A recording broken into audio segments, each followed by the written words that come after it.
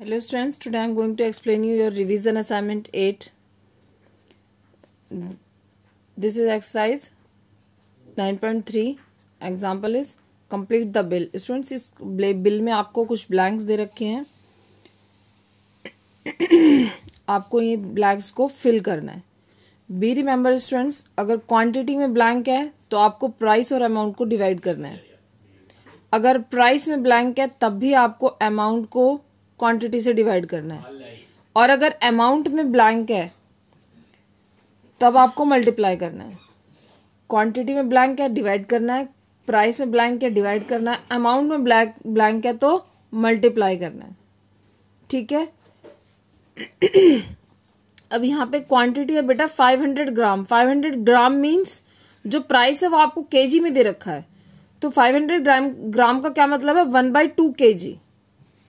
Amount में blank है तो करना हमें मल्टीप्लाई है, लेकिन अगर आपको प्राइस केजी के दे रखे हैं तो क्वांटिटी भी केजी में ही होनी चाहिए. ठीक है. और तो ये क्या होगा? 1/2 kg. तो 1/2 को अगर हम 50 से मल्टीप्लाई करते हैं तो 50 एक्चुअली में क्या होगा? 2 से कटिंग होगी ना 50 की, तो आ जाएगा 25. ठीक है. वैसे भी आप देखिए बेटा 500 ग्राम का मतलब क्या होता है? सिंपल लैंग्वेज आधा किलो होता है. 500 ग्राम का मतलब आधा किलो. आधा किलो है तो हम 1 किलो के जो प्राइस है उसको आधा ही तो करेंगे. ठीक है, क्योंकि जनरल से क्वेश्चन है, इसके लिए कोई फॉर्मूला याद करने की जरूरत नहीं है तुम्हें. अगर ये 1 किलो के पैसे दे रखे हैं और तुमने 500 ग्राम सामान खरीदा है, 500 ग्राम मीन्स हाफ केजी, तो हम इस 1 किलो के प्राइस को हाफ ही तो करेंगे. तो किसी भी चीज का हाफ करने के लिए हम उसको 2 से डिवाइड कर देते हैं. ठीक है. नेक्स्ट है, आपको पल्सेस के रेट दे रखे हैं 60 पर केजी और अमाउंट दे रखा 180. तो हम 180 को 60 से डिवाइड कर देंगे. ठीक है. 0 से 0 की कटिंग हो जाएगी और 6 3 जा 18, 3 आंसर आ जाएगा. ऐसे ही 150 प्राइस में ब्लैंक है तो हम 150 डिवाइडेड बाय 5 हो जाएगा. अब 5 3 जा 15, 0 का 0 आ जाएगा. ठीक है. पर केजी. नाउ अब आपका क्वांटिटी में ब्लैंक है तो हम फिर अमाउंट को और प्राइस को डिवाइड करेंगे. 25 2 जा 50 होता है तो 2 kg आ गया आंसर. ठीक है. अब ये सोप है, 2 पीस लिया है सोप और प्राइस क्या है? 10 पर केजी. तो एक पीस है 10 का, तो 2 पीस कितने होंगे? 10 × 2 20 रुपीज के होंगे. ठीक है. टोटल अमाउंट नहीं पूछा है तो टोटल अमाउंट हम नहीं निकालेंगे. ठीक है. Next are word problems of 8.3. these are some word problem from your time chapter. तो इसमें जो भी एडिशन और सब्ट्रैक्शन होगा वो टाइम वाला होगा, सिंपल एडिशन सब्ट्रैक्शन नहीं होगा. ठीक है. 60 कैरी या 60 कैरी लेना पड़ेगा 60 या फिर कैरी देना पड़ेगा. ठीक है. नेक्स्ट है, a train leaves New Delhi railway station at 7:30 AM. एक train New Delhi railway station से चलती है 7:30 AM पे and reaches Lucknow at 2:50 PM. और लखनऊ में पहुंचती है वो 2:15 PM पे पहुंचती है. तो क्वेश्चन क्या है? How long does the train take to reach Lucknow from Delhi. Lucknow पहुंचने में दिल्ली से उस ट्रेन को कितना टाइम लगा.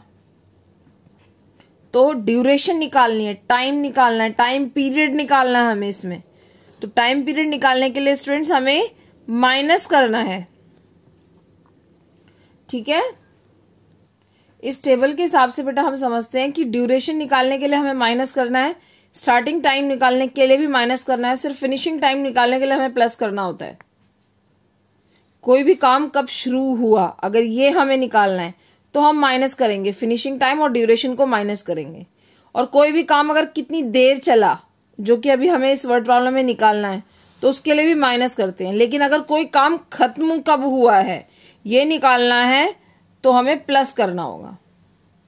ठीक है, कोई भी काम कब खत्म हुआ ये निकालने के लिए हमें प्लस करना है, बाकी ड्यूरेशन और स्टार्टिंग टाइम निकालने के लिए हमें हमेशा माइनस ही करना है। इस क्वेश्चन में हमें ड्यूरेशन निकालना है तो हमें माइनस ही करना है। Train reaches Lucknow at 2:15 PM। हम टाइम को हमेशा 24 क्लॉक टाइम में चेंज करेंगे।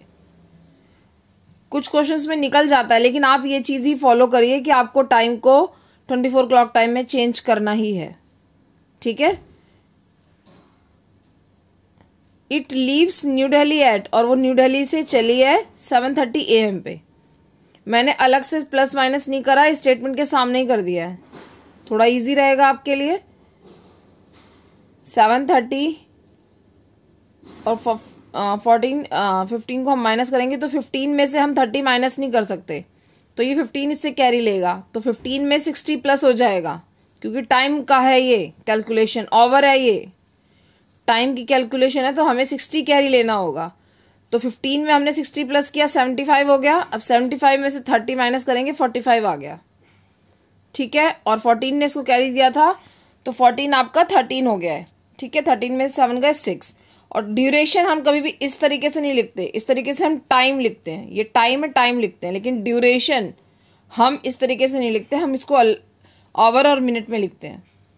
ठीक है, then your answer is 6 hours 45 minutes। Next है, mister Sharma was to join duty at 8:30 AM। Mister Sharma को एक ड्यूटी ज्वाइन करनी थी 8:30 AM पे, but he reaches 1 hour 15 minutes earlier. जल्दी पहुंच गए वो। देन द ज्वाइनिंग, जब उन्हें ज्वाइन करना था, मतलब 8:30 पे ज्वाइन करना था, लेकिन वो 1 hour 15 minutes पहले ही पहुंच गए। when did he reach, तो फिर वो कब पहुंचे। तो क्या करेंगे बेटा, इसमें जनरल सा क्वेश्चन है, कब पहुंचे वो माइनस करके निकालेंगे। अगर मैं कह रही हूं कि 8:30 पे उन्हें पहुंचना था और वो 1 घंटा पहले पहुंच गए, तो वो कब पहुंचेंगे, वो 7:30 पे पहुंचेंगे ना। तो क्या किया ये आपने, जनरल सा क्वेश्चन है, माइनस किया ना आपने, तो इसमें माइनस करेंगे क्योंकि अर्लियर है। अगर लेट होता तो हम प्लस करते। अगर हम कहते कि मिस्टर शर्मा लेट पहुंचे हैं तो हम प्लस करते, लेकिन वो जल्दी पहुंचे, जल्दी पहुंचे मतलब 8:30 से पहले पहुंचे हैं, तो पहले पहुंचे तो क्या होगा, माइनस होगा। ठीक है, mister Sharma was to join duty at 8:30 AM, तो उसको हमने 24 क्लॉक टाइम में लिख लिया। ही रीचेस अर्लियर, वो जल्दी पहुंचे हैं ज्वाइनिंग टाइम से 1 hour 15 minutes जल्दी पहुंचे हैं, तो ओवर के नीचे 1 आ गया, मिनट के नीचे 15 आ गया। ये माइनस सिंपल माइनस हो रहा है, इसमें कोई कैरी लेने की जरूरत नहीं है, क्योंकि 30 में से 15 माइनस हो रहा है। ठीक है, तो इसमें कैरी लेने की कोई जरूरत नहीं है। ठीक है, ही रीचेस एट, वो पहुंचे, तो ये टाइम है, ये टाइम पीरियड नहीं है, ड्यूरेशन नहीं है ये। ठीक है, तो 7:15 पे वो पहुंचे हैं।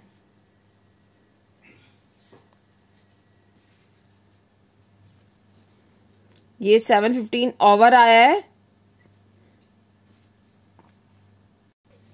ये आपका बेटा 24 क्लॉक टाइम में आंसर आया है, उसको हमने AM PM टाइम में लिख दिया है, क्योंकि 24 क्लॉक टाइम में था, तो ये 24 क्लॉक टाइम में ही आपका आंसर आया है, उसको हमने AM PM टाइम में लिख दिया है। Now come to the next questions. ये क्वेश्चंस बेटा आपके मनी चैप्टर के हैं, ये यूनिटरी मेथड के क्वेश्चंस हैं, एक्सरसाइज 9.1 के। इसमें आपको पहले 1 की वैल्यू निकालनी होगी और फिर आप जो वैल्यू पूछी है वो निकालेंगे। It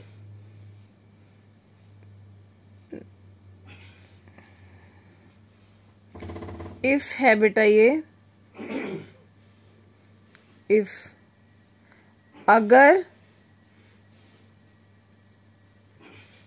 if the cost of 5 dozen banana is, अगर 5 डजन बनाना की इतनी कॉस्ट है, what is the cost of 8 dozen. हम 8 दर्जन बनाना की कॉस्ट हमें निकालनी है, तो जब तक हमें 1 दर्जन बनाने की कॉस्ट नहीं पता, हम 8 दर्जन बनाने की कॉस्ट नहीं निकाल सकते।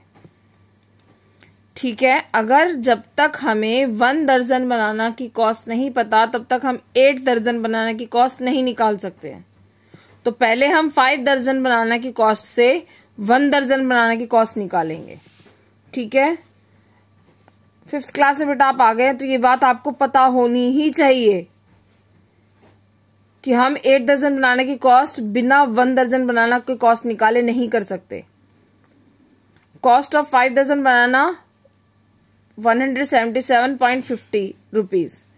कॉस्ट ऑफ 1 दर्जन बनाना इज इक्वल टू, इन दोनों को हम डिवाइड कर देंगे, 5 दर्जन की कॉस्ट को 5 से डिवाइड कर देंगे, आपका आंसर आ गया 35। आप चाहें तो इसकी 5 से कटिंग भी कर सकते हैं, चाहे डिवाइड भी कर सकते हैं। जैसे कटिंग कैसे होगी, 5 3 जा 15, 17 में से 15 माइनस किया 2 बचा, 2 इसके सामने लग गए 27 हो गया। 27 कब आता है 5 की टेल में, 5 जा 25, ठीक है। अब पहले पॉइंट लगाएंगे, फिर 5 जा 25 हुआ है ना, तो 27 में से 25 माइनस करेंगे, कितना बचा 2, ठीक है। तो 2 इस 5 के सामने चला जाएगा, तो ये 5 कितना बन गया 25। 5 जा 25, 0 का 0 आ गया। लेकिन आप चाहें तो आप डिवाइड भी कर सकते हैं,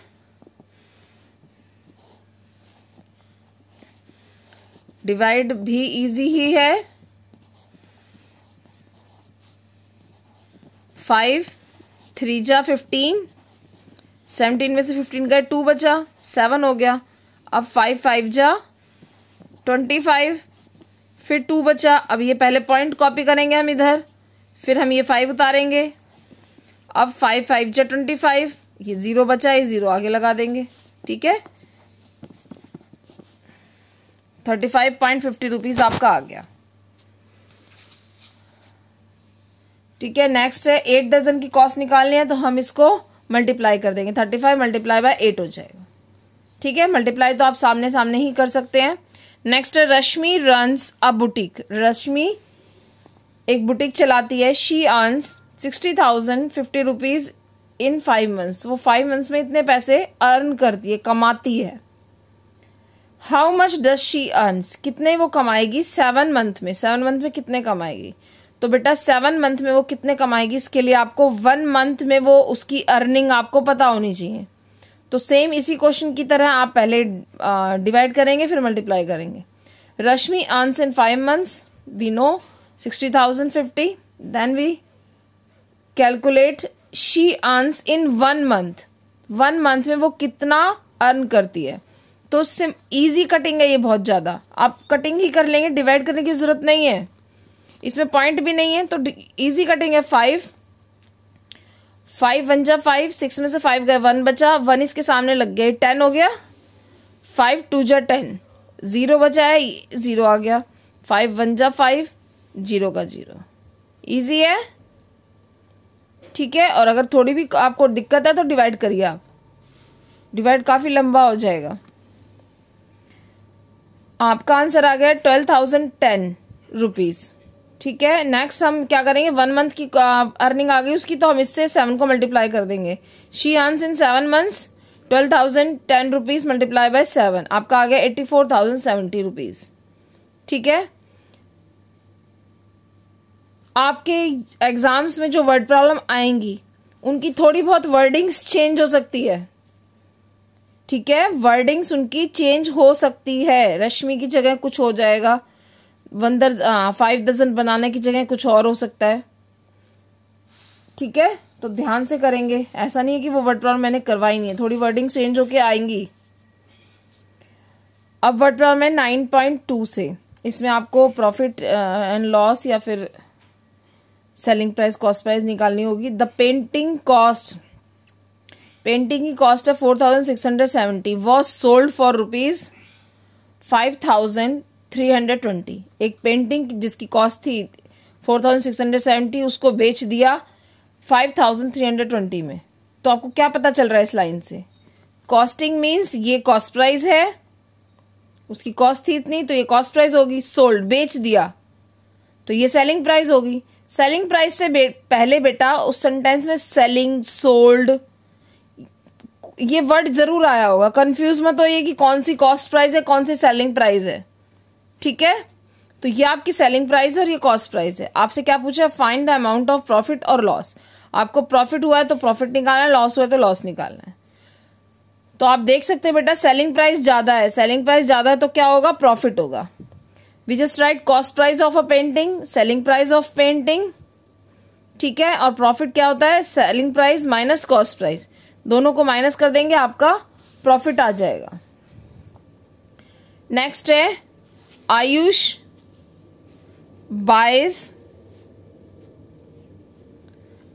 buys an old computer for ₹4,800। Ayush ने एक पुराना कंप्यूटर खरीदा 4,800 का and spend ₹700 on its repair. उसने उसको रिपेयर कराने के लिए 700 रुपीज खरीदे। तो क्या पता चल रहा है आपको इस लाइन से कि ये कॉस्ट प्राइस है और ये क्या है, ओवरहेड चार्ज है, ठीक है। Ayush buys an old computer, उसने एक पुराना कंप्यूटर खरीदा है 4,800 का और उसने उसकी रिपेयर पर स्पेंड करे हैं ₹700। तो ये आपका ओवरहेड चार्ज हो गया और ये आपकी कॉस्ट प्राइस हो गई, ठीक है। तो कॉस्ट प्राइस आपकी हो गई 4,800, ओवरहेड चार्ज हो गया। फिर आप क्या निकालेंगे, total cost price of computer निकालेंगे आप। तो अब आपकी कॉस्ट प्राइस क्या आ गई है, 5,500, ठीक है। अब आगे देखते हैं, if he sells the computer, अगर वो बेचता है कंप्यूटर को फॉर ₹5,900, अगर 5,900 में बेचता है तो फाइंड हिज प्रॉफिट। तो क्वेश्चन में ये तो लिख दिया कि प्रॉफिट ही हुआ है, आपको ये नहीं देखना कि प्रॉफिट हुआ है कि लॉस, आपको प्रॉफिट हुआ है लिख ही दिया क्वेश्चन में। तो सेलिंग प्राइस ऑफ कंप्यूटर है 5,900, प्रॉफिट क्या होता है, selling price minus cost price. तो हम दोनों को माइनस कर देंगे। बी रिमेंबर, जब प्रॉफिट निकालेंगे तो हम टोटल कॉस्ट प्राइस को लेंगे, कॉस्ट प्राइस को नहीं लेंगे, क्योंकि ओवरहेड चार्ज प्लस करके हमने टोटल कॉस्ट प्राइस निकाली है, तो हम इसको ही लेंगे, ठीक है। Thank you students.